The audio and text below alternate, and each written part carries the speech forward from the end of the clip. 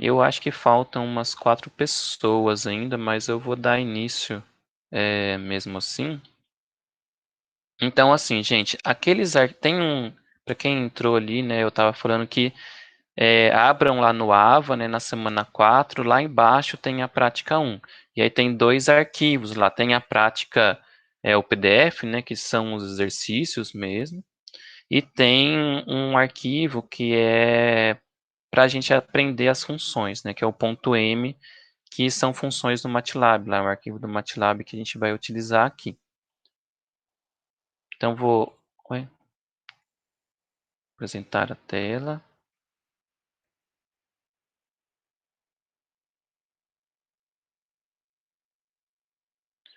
Foi. Então, naquele arquivo, a gente tem muitas funções aqui. Eu vou passar bem rápido em cima delas, tá? Se vocês ficarem em dúvida, algumas vocês já utilizaram, outras talvez não.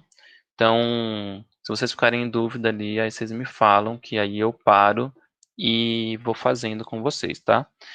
Então, existem algumas maneiras da gente definir uma função transferência. Uma que eu vejo que vocês utilizam muito, eu acho que talvez o Vitor faça, né? É definir um S aqui, né? Definir um S que é igual à função transferência aqui, né? Que é numerador 1, 0 e o denominador 1. Isso aqui nos dá a função transferência que é equivalente.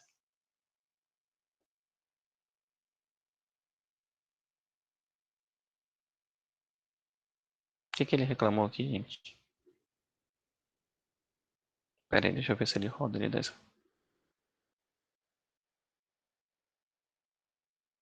Tá, tinha alguma outra coisa ali, por isso que ele reclamou.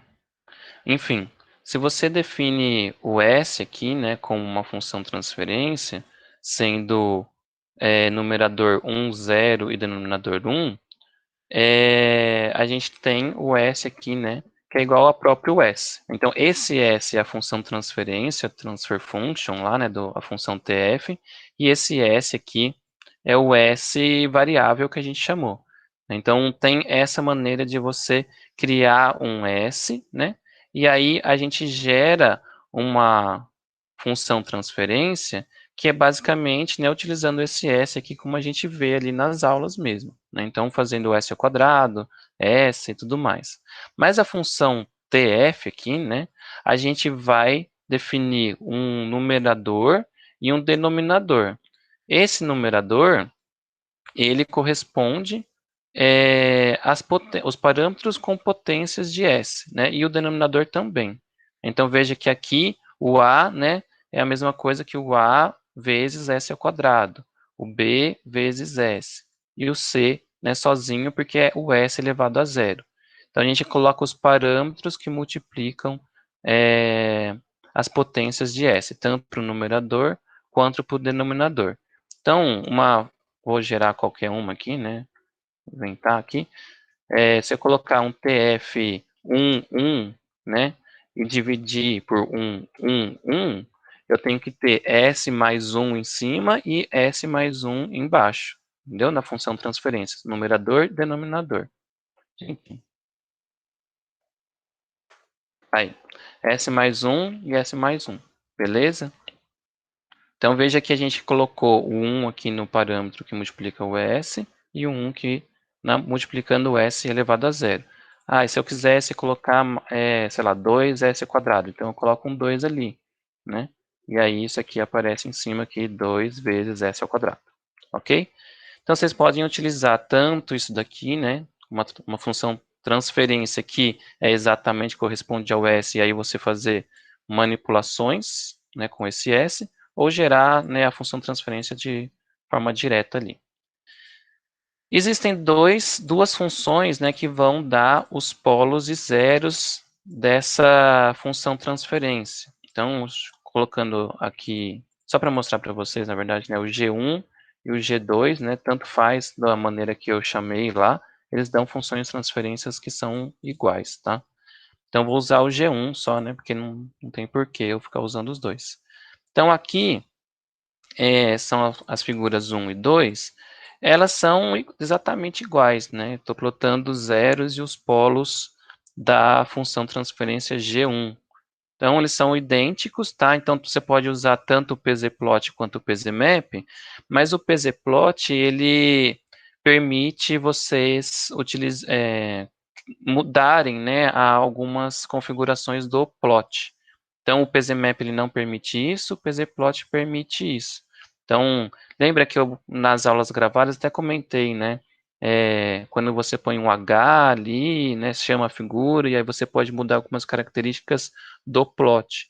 Então, o pzplot tem essa permissão e o pzmap não tem. Mas vocês podem utilizar qualquer uma das duas, tá?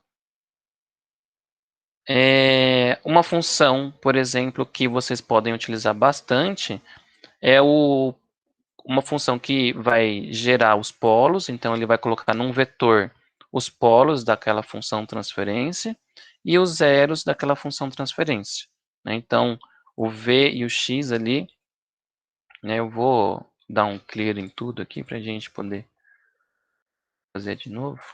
Então, olha, uma outra coisa que vocês podem começar a se acostumar se eu coloco 2 porcentagem aqui, né, e veja que ele fica com a cor diferente, né? Então, se eu dou Ctrl Enter, quando eu estou clicado aqui, ele vai rodar só esse código aqui. Tá vendo? Eu acabei de apertar, né? Ele rodou só até aqui. Então, agora eu vou rodar esses dois aqui só, né? Apertei F9, tá? Então, selecionei e apertei F9. Então, V são os polos daquela função transferência G1 e X está vazio porque são zeros, né? E eu não tenho zeros nessa minha função transferência G1, né? Eu coloquei só um número ali, então não tenho zeros, ok? Então, aqui a gente vai gerar umas outras funções transferências utilizando os zeros e os polos, tá? Só para a gente entender uma outra função que é o ZPK. Essa ZPK, ela vai gerar uma função transferência a partir de zeros, polos e o ganho estático que eu quero, ok? Então, o zero a gente vai colocar vazio, então por isso que tem dois colchetes, né? O V é o próprio polo da G1 e um ganho estático 1, ok? Então, eu estou multiplicando, né, essa função transferência por 1. Então, essa G3 aqui, a hora que a gente rodar, a gente tem, né, 1 dividido por o S mais 3 e o S mais 2. Aí aqui entra uma das diferenças do TF e do ZPK. O TF, ele vai te dar uma função transferência que tem essa cara aqui, ó, distribuída, né? O ZPK, ele sempre vai te dar uma cara que é fatorada, ok? Então, quando vocês estiverem trabalhando com um objeto ZPK, ele vai estar desse jeito. E quando vocês trabalharem com um objeto, né, TF, ele vai te dar desse jeito. Ok? Veja que eu estou falando objeto, né? Porque o G3 aqui, ele é objeto ZPK, né? E o G2 ele é um objeto TF, tá? Então, apesar deles serem dois objetos com características diferentes, a gente pode usar as mesmas funções, tá? De step, né? De pzmap, pzplot, essas funções entendem esses dois objetos diferentes.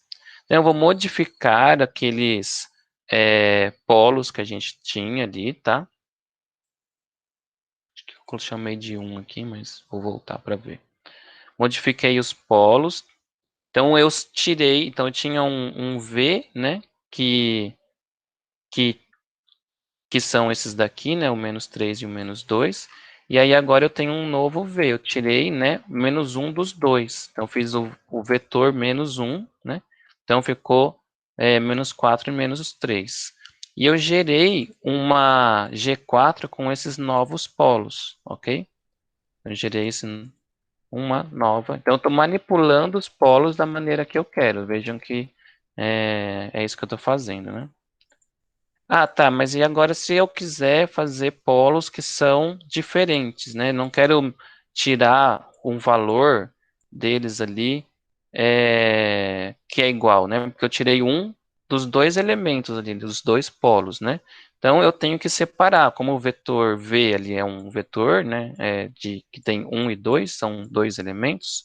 Então eu vou tirar menos 3 do primeiro polo e menos 5 do segundo polo, gerando essas duas outras variáveis e gerando essa G5 aqui com esses dois polos novos. Então, veja que eu coloquei um vetor, né? Então, aqui é um vetor vazio, esse aqui é um vetor com dois elementos, né? E o ganho estático.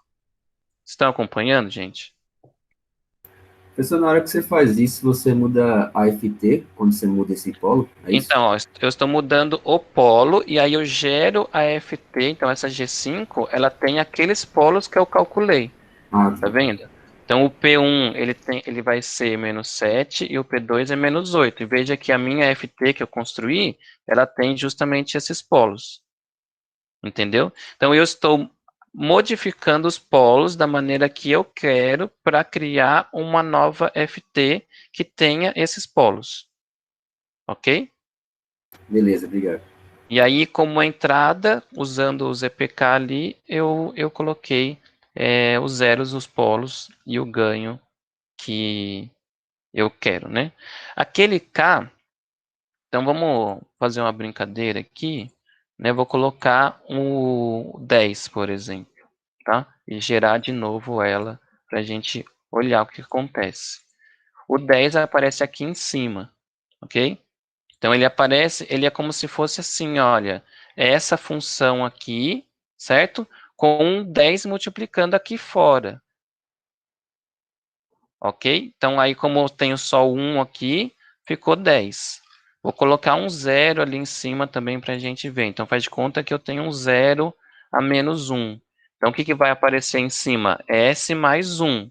Só que como eu estou multiplicando por 10, vai ser 10S mais 10, ok? Ah, é que ele deixa fatorado, o ZPK faz isso, né? Ele deixa sempre fatorado para a gente observar os zeros e os polos de maneira mais fácil. Então, veja, o 10 ele está multiplicando na frente, né? Se eu fosse distribuir isso aqui, seria 10S mais 10, ok? Vou voltar aqui. Vou deixar assim mesmo, né? Depois vocês, né, vão acabar utilizando isso daqui para solucionar os problemas, tanto lá do questionário, tá, como aqui. Porque por exemplo, um dos problemas, né, que acabou surgindo é que a gente usou alguns desses parâmetros lá. Então, por exemplo, tá, se eu coloco esse G5 ali e fecho a malha dele, né, a gente não consegue ver é, de forma distribuída também, ele fica fatorado, então tem esses problemas, tá? A gente vai ver isso aqui daqui para frente. Então, o que, que eu quero que vocês façam quando a gente tem um objeto ZPK? É interessante que vocês peguem, então, né, esse ZPK e transforme ele para TF, ok? Por quê? Porque quando vocês fazem isso, vocês conseguem ver exatamente os parâmetros daquela função, né? Porque a gente vai começar a trabalhar com funções, né? Aqui vocês até conseguiriam fazer de cabeça, na mão, fazer a conta. Mas quando a gente tiver vários polos e vários zeros, não dá, né? A gente não fica fazendo essas contas na mão. Então, uma maneira de você fazer essa distributiva ali é você transformar, né? Pegar os dados desse objeto ZPK, né? E transformar em numerador, denominador e tacar lá naquela função TF nossa, ok? Então, eu usar essas duas linhas aqui para transformar o G4 nesse G6 ali. Então, o G4, tá? Que é esse daqui, seria a mesma coisa que a gente fizer a distributiva. Aqui, ó, eu faço a distributiva, né? Então, 4 mais 3 dá 7 e 4 vezes 3 dá 12. Ok? Beleza. Tudo certo, né? Só que, veja, nesse caso aqui, olha, o num e o den que eu gerei, se a gente olhar aqui no nosso workspace, o num e o den, eles são células, na verdade, né? Por quê? Porque essa função trabalha desse jeito. Então, se vocês forem fazer, né, isso daqui e botar sem querer desse jeito, ele vai reclamar, tá? Ele vai falar que, que ele não entende. Tá.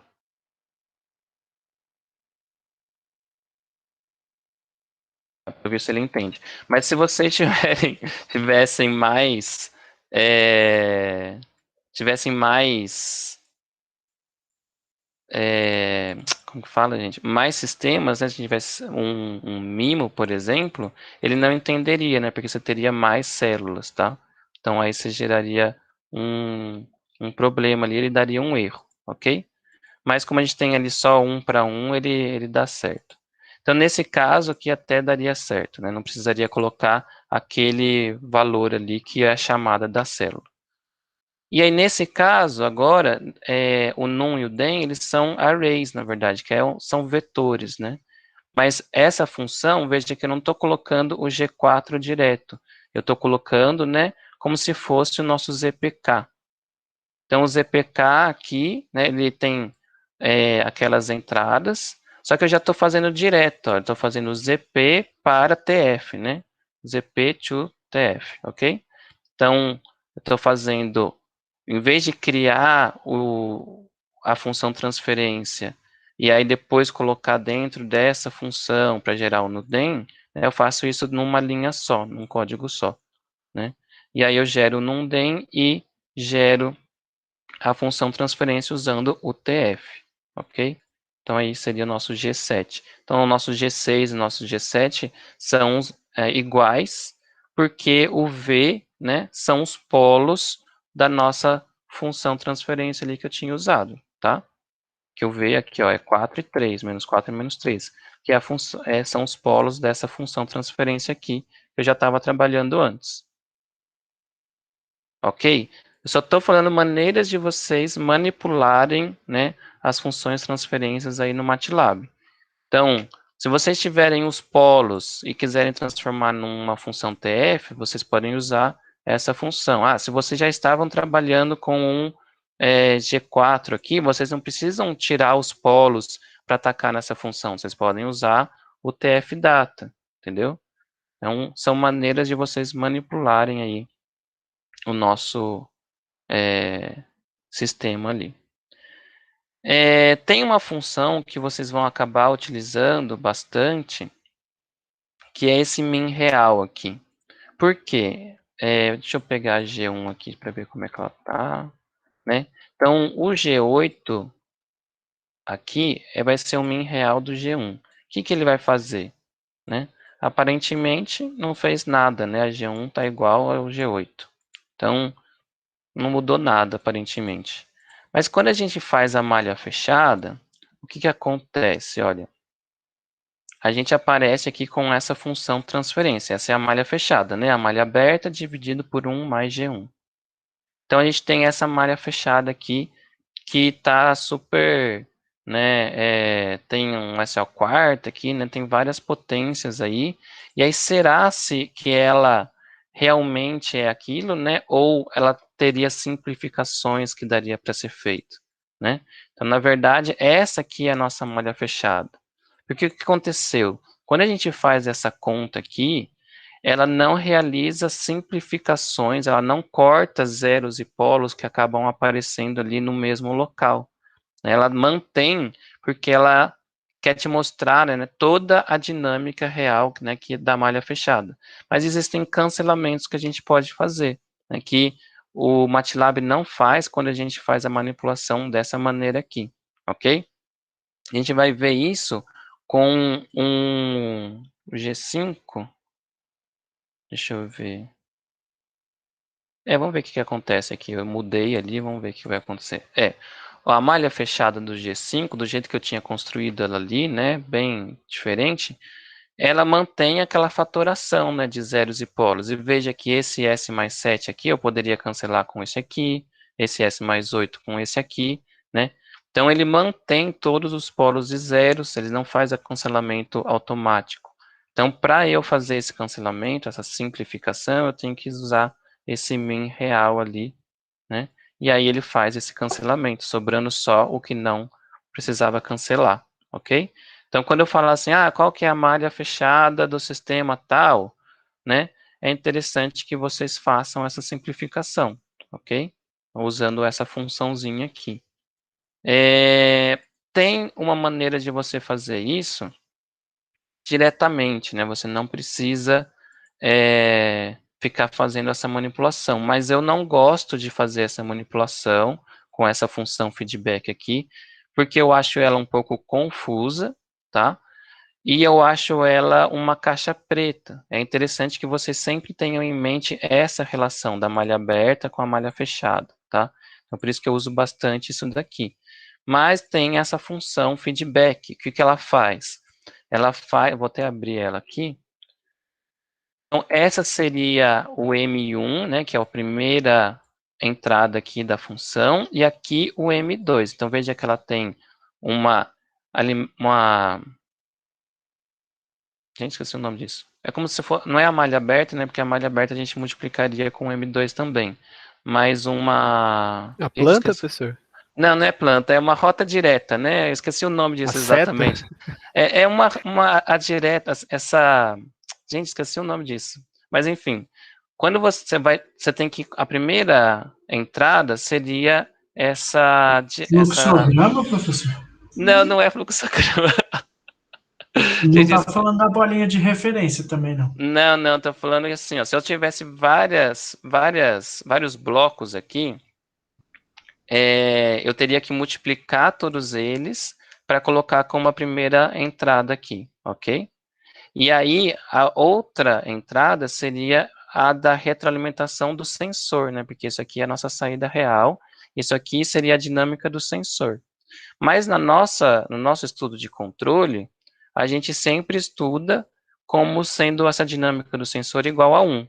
Então, se eu tiver controlador aqui, outras caixinhas aqui, outros blocos, né, eu teria que multiplicar tudo para colocar como entrada. E aqui sempre 1. Então, é o que eu faço aqui, olha. Meu feedback, né, vai ser a planta com uma retroalimentação unitária, ok? Então, vou gerar ela aqui, né? E aí ela já me dá igual a simplificada, né? Ele faz essa simplificação para mim, eu não preciso... É ramo direto, gente, era esse o nome que eu queria dizer. Porque a malha aberta é o M1 vezes o M2, e o M1 é só o ramo direto, tá? Porque aí é com a saída real mesmo, né? Que eu estava me confundindo aqui. Enfim, é o ramo direto no M1 e o M2 é a dinâmica da retroalimentação. Então tem essa diferença aqui, tá? E aí, por exemplo, se eu tenho um ganho K aqui, né, que é uma função transferência, que eu teria, que é o controlador, né, que é 1 sobre S, que coloquei qualquer coisa. Então, a minha malha chama de OpenL, né, mas é o ramo direto, na verdade, é o G5 vezes K, né? Só que como eu tenho uma realimentação unitária, eu coloco o OpenL aqui e o 1 aqui para fazer o feedback. Eu vou comparar, né, o que acontece com se eu fizesse na mão, ok? Então, preciso gerar tudo isso aqui, peraí. Se eu fizesse na mão, então se eu fizesse na mão, ele me dá uma coisa, né, super louca aqui, né, que eu teria que cancelar algumas coisas. E aí, esse daqui, ele já me dá, né, de forma simplificada. Então, esse que é o interessante de usar o feedback. Vocês podem usar esse daqui, tá, gente? Não tem problema nenhum. Vocês podem usar, mas eu gosto de usar esse daqui, né, porque ele tem essa relação, né? Vocês vão ficar sempre martelando essa relação da malha aberta com a malha fechada, tá? Mas, se vocês fizerem isso, vocês precisam fazer o min real para simplificar. Então, veja que essas duas aqui ficaram iguais. E, por fim, vocês vão ter que fazer isso, né? Vocês precisam fazer o ganho ser unitário lá na nossa atividade, tá? Então, lá no rodapé do PDF aqui, eu coloquei, ó, faça com que todos os plots step possuam ganho unitário. Então, a hora que você fizer o step aqui do G1, de novo, né, voltando para a nossa primeira, a gente vê que ele tende aqui para um valor que está muito longe de 1, na verdade, né? Por quê? Porque a G1 aqui, a hora que a gente faz o S tendendo a 0, a gente fica com 1 sobre 6. Então, para ele ir para 1, eu tenho que multiplicar por 6. Então, meu step aqui de 6 vezes G1, né, ele vai para 1, ok? Então, dá para fazer apenas uma multiplicação direta ali para a gente ter essa compensação para fazer o ganho unitário. Das funções aí, é isso, tá? Que vocês precisam saber, né, para fazer todas as manipulações necessárias. Talvez algumas vocês nem utilizem. É só para vocês começarem a ter uma familiaridade aí com todas essas funções. Então, lá no PDF agora, né, eu só quero salientar aqui que eu coloquei uma instrução para entrega, mas vocês podem manter tudo numa só, né? Então, por exemplo, vou fazer começar a atividade aqui, sei lá. Aí você vai colocar o seu nome, então o meu nome, né, João Fontes, tal. Se quiser colocar o número, o RA, né, tal, coloca o RA, beleza. Colocou aqui, né? E aí você vai começar a fazer a sua questão. Então você põe a 1A, por exemplo, né? Então faz a 1A. E aí responde a sua questão 1A aqui. Se vocês quiserem colocar mais coisas, né, de comentário, vocês podem colocar. Então, sei lá, colocar data, tem gente que coloca essas coisas, né? Enfim, aí você coloca aqui a 1A, né? Sempre dois porcentagens e espaço, ele vai criar um título em negrito, né? E aí você começa, então vai ter algumas questões que eu peço para vocês justificarem, vai ter algumas que não precisa. Então, vocês podem simplesmente colocar aqui, né? Então, cria a FT lá do jeito que você quiser, né? E se eu pedir para justificar, façam aqui a justificativa, blá, blá, blá, né? E aí vocês podem justificar aqui e apertar Ctrl R e ele vai comentar. Se vocês quiserem fazer desse jeito. Aí acabou a questão, porcentagem, 2, ou 1B, né? Aí acabou a questão, porcentagem, 2A, e assim por diante, tá? Podem fazer dessa maneira aí para fazer a entrega. Se quiserem fazer vários arquivos diferentes também pode, né? Não tem importância. Que era a instrução que eu tinha colocado aqui. Mas dá para fazer tudo num código também ali, né? Não tem problema. Mas tem que fazer os comentários, hein, gente? Então não esqueçam. Vou fazer o plot de alguma coisa. O plot do T por N, sei lá. Estou inventando. Então aí aqui você coloca plot, né, step, sei lá, da função, transferência, tal. Ok? Lá, G1. Então aqui seria, né, no caso, step G1. Beleza? Ops. Fechou? E, gente, assim, a minha proposta, eu não vou ficar lendo com vocês, tá? A minha proposta é que vocês leiam agora aqui, e aí vocês podem até perguntar para mim o que vocês querem que vocês façam, né? Então, se vocês não entenderem alguma coisa, aí vocês podem me perguntando, né? Então, aí, vocês fiquem aí online, né? Ou não também, se vocês quiserem sair para fazer depois, também não tem importância. Mas eu não vou ficar lendo com vocês, porque eu acho que a questão da interpretação, né, é importante que vocês façam para que tenham entendimento ali e que vocês compreendam, né, consigam pensar nas soluções, porque senão vou acabar dando dica aí que fica muito de bandeja, né. E tinha uma coisa que eu até acabei comentando com alguns alunos aí, mas eu desisti, tá? Então, eu tinha falado que eu ia fazer uma questão de nota em relação ao tempo de entrega, né? Mas eu desisti, então eu ia fazer assim, primeira semana recebe 100% da nota, segunda semana teria uma penalidade, né, e assim por diante. Mas eu não vou fazer não. Vocês podem fazer no tempo que vocês quiserem, e tudo bem, né? Eu acho que também a gente tem que levar em consideração que tem muita coisa para a gente fazer, né? Tem toda a questão do isolamento e tudo mais, né? Mas assim, gente, não deixem para a última hora, eu peço para vocês não deixarem para a última hora, porque se passar do prazo, né? Teve gente que deixou para fazer questionário de última hora aí, tudo. E assim, se vocês não fizerem, já é chegar lá na prova oral, e vocês não vão saber explicar as coisas direito. E se não souber explicar as coisas direito, eu vou tirar nota. Então, façam com o tempo hábil aí, utilizem, né, o meu tempo que eu tenho na terça-feira livre aí que eu coloquei para vocês, o do Cícero também, né, na quinta-feira, para tirar as dúvidas e entendendo bem, porque, como a gente já comentou, né, controle é uma matéria difícil, né, não é fácil, é bem abstrata, vários conceitos aí que são meio complicadinhos, hein.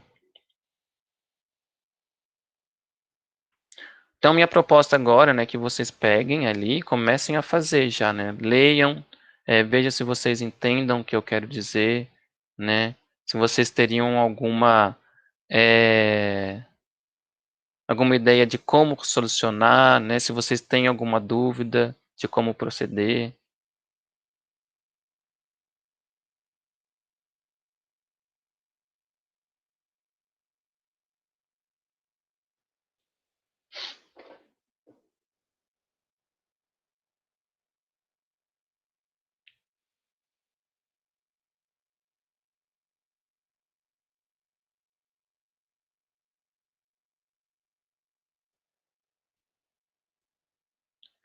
Quem quiser continuar aqui na aula, pode continuar, né, mas quem quiser fazer a prática também depois, né, também pode, tá, gente? Não se sintam obrigados a fazer agora.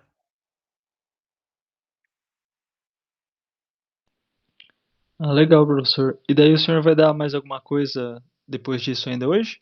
Não, hoje eu não vou dar mais nada, então a minha proposta agora é que se vocês quiserem resolvendo, né, e aí tirando dúvidas, eu vou ficar disponível, né? Mas se vocês não quiserem fazer depois também, podem Não, ficar à maravilha. vontade. Show. Obrigadão. Beleza, tranquilo. Valeu, professor. Valeu, até mais.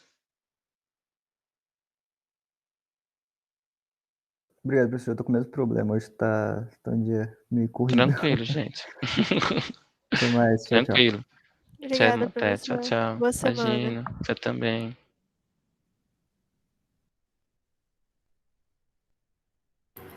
Professor, Pode falar. eu quero perguntar uma coisa, mas é do conceito, na verdade, de malha aberta e malha fechada, pode ser? Beleza, pode ser.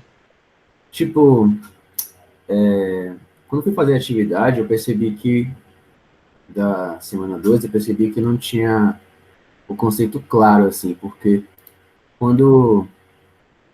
Eu não consigo compartilhar aqui, mas tipo... Ah, tá. Essa aqui. Eu paro de compartilhar aqui. Ah, só rapidinho. Uhum. Veja se aparece aí. Aparece. Eu sei que isso daí ficou meio confuso, porque na verdade o que aconteceu? Eu gravei as aulas e eu não falei de ramo direto. E aí depois o Cícero ficou batendo o pé nisso, né? Que era bom falar de ramo direto e blá blá blá. Então eu falei para ele assim, então coloca a questão que vai aparecer gente perguntando. Que é Então, justamente isso que você vai perguntar. tipo, Porque o que acontece, né? Foi o que eu falei ali agora. O ramo direto, então essa parte pensa, aqui, né? só essa parte de cima, porque a sua saída, então vamos dizer que isso aí seja a movimentação de um motor, tá? Então a gente está dando uma referência de posição e a sua saída é a posição do motor, certo? Uhum. A sua saída é a posição real, tá? Então a posição real do motor, ela não vai ser a posição depois da leitura do sensor. A sua posição, então a sua saída é a posição real do motor. Só que o seu sensor, ele tem uma determinada dinâmica, que é aquela retroalimentação ali embaixo. Que é 1 Só sobre que 5S.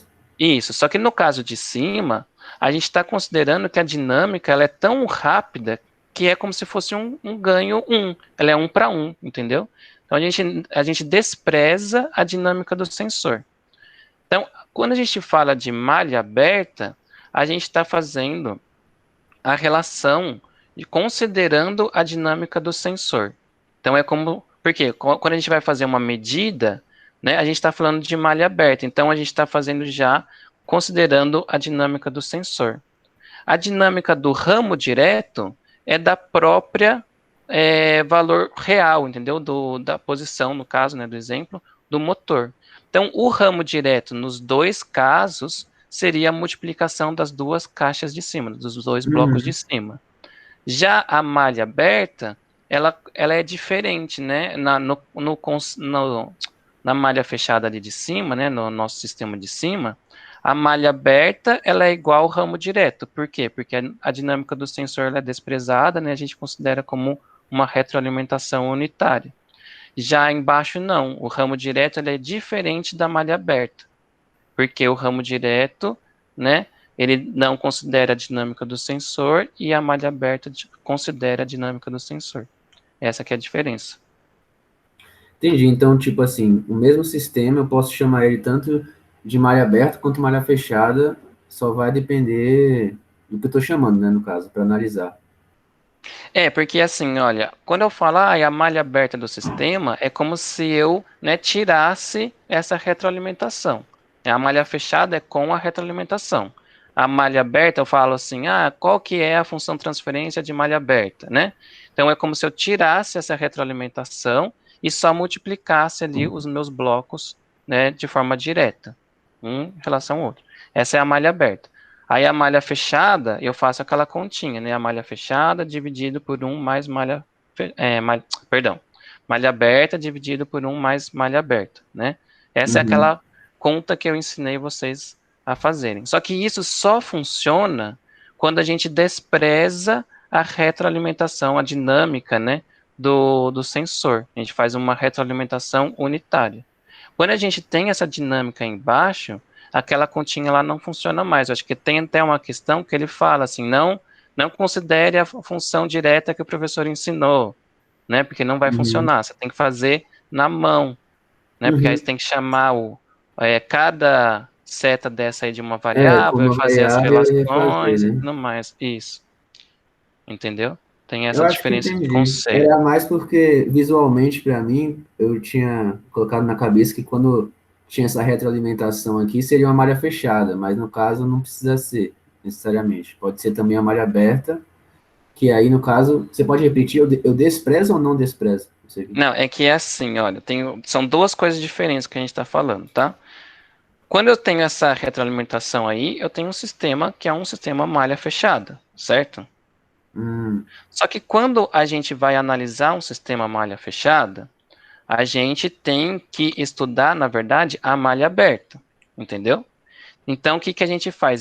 Eu tiro imaginando, entendeu? Então, imagina, eu tiro a retroalimentação e aí eu falo, essa aqui é a minha malha aberta, certo? Então, a malha aberta seria a multiplicação de todos os blocos até depois do sensor, entendeu? O sensor é aquele 1/5S, tá? Sim. O sensor naquele sistema de cima, ele é 1, entendeu? 1. Só que como é 1, eu tiro esse bloco porque é a mesma coisa, entendeu? Não faz diferença. Não faz diferença. Então, a malha aberta é quando eu multiplico todos os blocos, né? E considerando a dinâmica do sensor, até depois do sensor. O ramo direto, não. Então, foi essa brincadeira aí que ele quis fazer, entendeu? Porque o ramo direto é até quando eu tenho a medida real, né? Então, a grandeza real que eu estou querendo medir, entendeu? Então, no ramo direto, eu desconsidero. Mas os dois sistemas que a gente está vendo aqui, eles são de malha fechada. Mas quando a gente estuda, tudo que a gente vai ver daqui para frente, você vai ver, a gente vai chegar lá em lugar das raízes. Eu vou falar, olha, lugar das raízes, a gente precisa ver a malha aberta para entender a malha fechada. Então, a gente sempre tira essa retroalimentação, olha a malha aberta, entendeu? E aí faz o estudo da malha fechada. Esses dois sistemas são malhas fechadas. Pronto. Agora eu entendi. É que na hora eu li aqui, eu fiquei, mas isso aqui com malha aberta, aí deu uma confusão, mas agora... Entendi.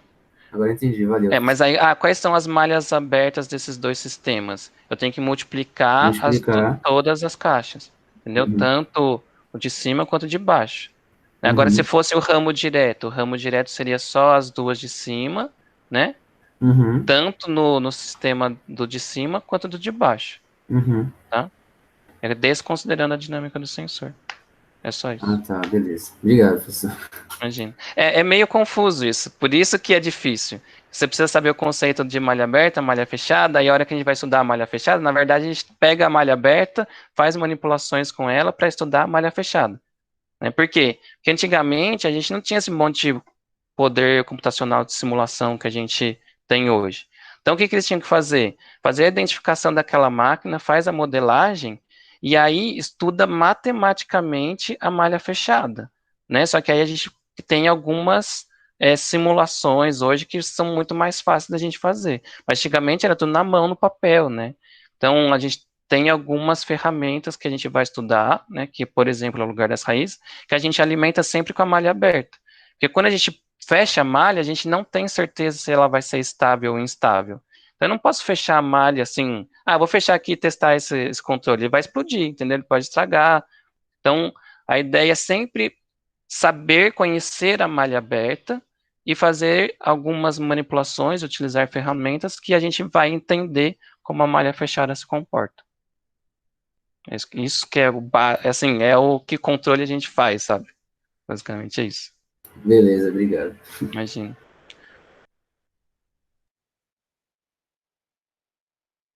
Mais alguém tem alguma dúvida? Alguém vai querer já fazer a prática?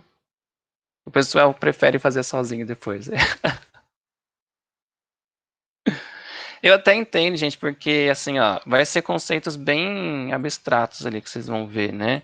Tem que lembrar então daqueles critérios de desempenho, né? E a gente vai começar a entrar como faz o mapeamento. Então, é bastante coisa da última semana, né? Por isso que eu até pedi para vocês assistirem, né, o vídeo lá, os vídeos da última semana.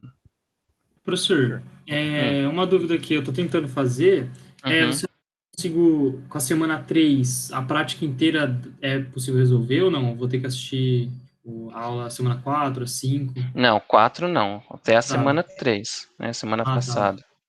É que eu assisti só as duas primeiras da semana 3 Ah, e tá, aí aí você não vai conseguir fazer. aí eu Porque tô é travei aqui. justamente mais as últimas mesmo que você vai ter a relação, né, porque vai ter um mapeamento lá, que é aquele PZPlot e PZMap que eu falei, né, Uhum. e aí você vai ter a relação, como que é a frequência amortecida naquele mapeamento, né, na posição dos polos. Né? Então, como que você modifica o polo para a gente ter a mesma frequência amortecida, para ter a mesmo sobressinal, né? Então Entendi. tem, e é lá que vai ter isso. Beleza, então vou assistir aqui, vou É, tentar. beleza, Obrigado, professor. imagina. Professor, durante Hum. alguma das aulas da semana 2, você chega a mencionar que você tem até um código para fazer o delta de Dirac unitário e Sim. chegando. Você chegou a colocar ele? Porque eu não achei ele na semana 2. Eu não sei se está em extra, mas pelo que eu plotei lá é só a continuação do que você passou nas videoaulas mesmo. Será que eu não coloquei? Provavelmente eu não coloquei, viu?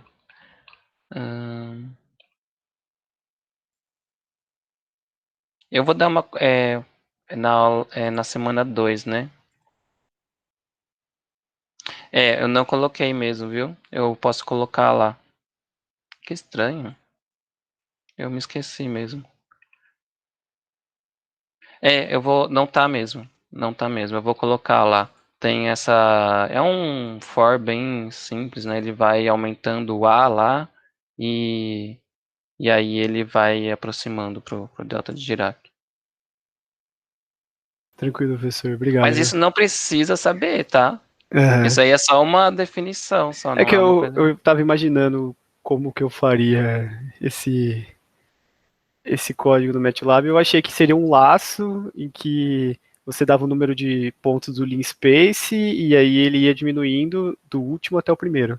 Você faria ou você fazia um vetor de tempo em que Eu, ele ia subtraindo até chegar no primeiro ponto, que não pode ser eu, zero, né? eu vou mostrar aqui.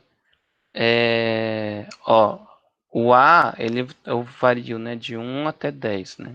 E aí eu tenho um tempo aqui que ele é ele tem que ser, como chama isso, gente? Centralizado em 0, né? Então ele vai de -2 a 2. Tá vendo?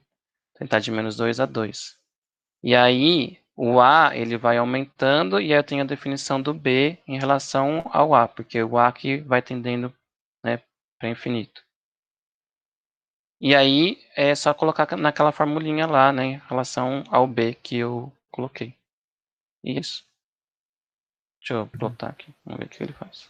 Tranquilo. É É isso. parecido com o que eu tava pensando.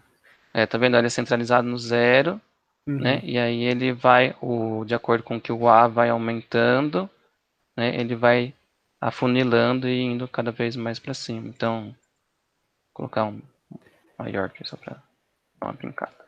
O que eu imaginei é que ele não pudesse passar no 0 exatamente, senão ele ia dar problema, não é? Não, é no 0 mesmo, ele precisa do 0, né, porque é no 0 que ele é definido. Tá.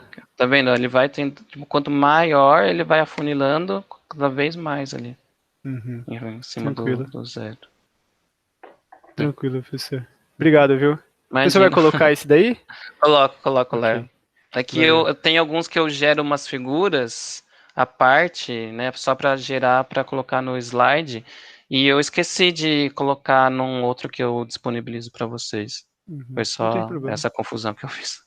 Relaxa. Ô, professor, obrigado por estar passando as paradas bem antecipado, tá dando para fazer bem mais tranquilo. Que Tá bom. dando para encaixar sempre aonde dá. Sim. Obrigado, viu? Imagina. É assim, eu vou falar a verdade pra vocês. Eu fiquei meio puto semana passada, mas acho que foi só um surto. Porque eu vi assim, cara, tipo, sei lá, metade tinha feito só o questionário da primeira semana, sabe? Aí eu pensei assim, nossa, eu vou dar uma apertada, né, na prática. Por isso que eu até comentei essa coisa da nota, sabe? Mas sei lá, tipo, também não vai fazer muita diferença, sabe? Pra mim, assim, o que eu fico preocupado é que se vocês deixam tudo pra última hora, lá na prova oral, vai ficar apertado para vocês estudarem tudo, sabe? E aí a hora que eu for fazer as perguntas, eles não vão saber explicar direito. Porque é difícil absorver esses conceitos de controle, sabe? Então foi só isso que eu fiquei meio assim, sabe? Mas eu vou deixar aí o prazo assim de 3 semanas normal, né? E aí vocês vão fazer, mas assim, eu peço que não deixe tanto para a última hora, assim, né? Apesar de ter as 3 semanas, é meio que para atender um caso ou outro aí que seja um pouco mais específico, né? Sei lá, a pessoa teve um problema em casa, né? Aí realmente acaba atrasando. Professor. Obrigado, viu? Imagina. Valeu. Professor, em relação aos plots, eu estava pensando basicamente que você iria querer o ponto M na resposta ao arquivo lá que você mandou. Aí, em relação aos plots, você quer que a gente coloque as informações que a gente conseguiu no próprio arquivo ou manda separado, sei lá, um PDF com os prints deles e tal? Não, manda tudo no ponto M. E aí você comenta, esse aqui, você vai gerar o gráfico, né? Então você vai fazer o plot, né? E aí você vai indicar qual que foi o sobressinal, o tempo de subida e tal aqui. Então você pode fazer o plot, então, sei lá, deixa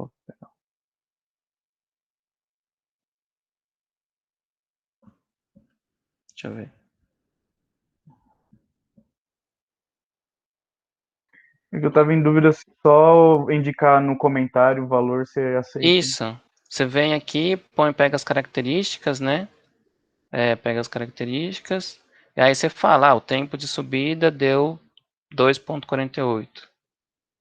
Não, o tempo de subida é esse. Esse aqui é o settling time. O tempo de assentamento deu 2,48. O tempo de subida deu 1,41.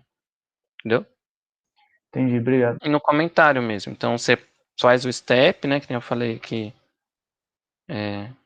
Faz o step, e aí, como eu perguntei aquilo, você coloca, o tempo de subida deu tanto, é igual a, sei lá, 1,41, sei lá. Entendeu? Só isso. Beleza, obrigado.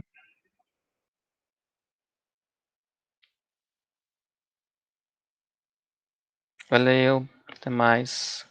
Professor, Pode ser. então eu não preciso buscar, por exemplo, que nem você está pedindo aí essas coisas, não preciso buscar os valores com aquele comando lá de... Cadê aqui? Aquele comando que cria um vetor com os parâmetros da FT. Eu não preciso buscar isso aí, criar uma formulinha que... Não precisa, ó. Você vai ter que definir no MATLAB a função transferência dessa modelagem aqui, certo? Tá. Uhum. Aí você vai ter uma FT lá. Aí você vai ter que fazer um plot, né, no plano S dos polos e zeros, que é aquelas funções que eu falei que faz esse plot. Isso. Então esse plot é o PZMap ou o PZPlot, certo? Uhum. Aí você também vai ter que fazer um step dessa função transferência que tenha ganho unitário, né? E você vai ter que indicar qual que são os valores de sobressinal, tempo de subida, tempo de pico, né? Então, que é isso aqui que eu falei. Você vai ter que fazer o step, olhar e fazer um comentário falando assim, tempo de subida é tanto, tempo de assentamento é tanto. Tá bom. Tá? É bem direto, assim, não tem que fazer conta aqui não. Nessa parte, por exemplo, na C que você fala, como as características devem ser alteradas para se obter um sistema. Eu escrevo no comentário também, ó, deve ser feito isso, isso, isso. Isso. Você vai ter que, né, você vai ter que modificar, né, a sua função transferência para a gente ter essas características, né? Uhum. E aí você vai ter que fazer os plots, tanto no mapa, né, no mapeamento do plano S e do step. E aí você vai falar assim, então o valor de K é tanto e o valor de B é tanto para a gente atingir esse novo sistema. Entendi. Beleza, então. Né? É meio que assim, quais os valores de frequência, né, do sistema original e do novo sistema. Então você vai ter que respondendo essas perguntinhas, né? Bem... Não. Entendeu? Porque assim, você vai chegar numa função transferência que ela é diferente da função transferência que você encontrou fazendo a modelagem com esses valores de K e B. Uhum. Certo? E aí, quais devem ser os novos valores de K e B para eu ter essa função transferência que você definiu, né, com a mesma frequência de oscilação amortecida e tempo de assentamento mais rápido? Essa que é a pergunta. E você não necessariamente quer definir quão mais rápido tem que ser esse tempo de assentamento, só tem que ser... Aí isso você que vai definir. Se você quer que ele seja 10 vezes mais rápido, 20 vezes mais rápido, aí é seu critério. Só quero saber se você sabe o que você precisa mudar para deixar o tempo de assentamento mais rápido. Beleza. Eu escrevo isso no comentário e eu mostro para você os novos parâmetros que eu coloquei para isso acontecer. Exatamente. Beleza, então, professor. Obrigadão. Imagina.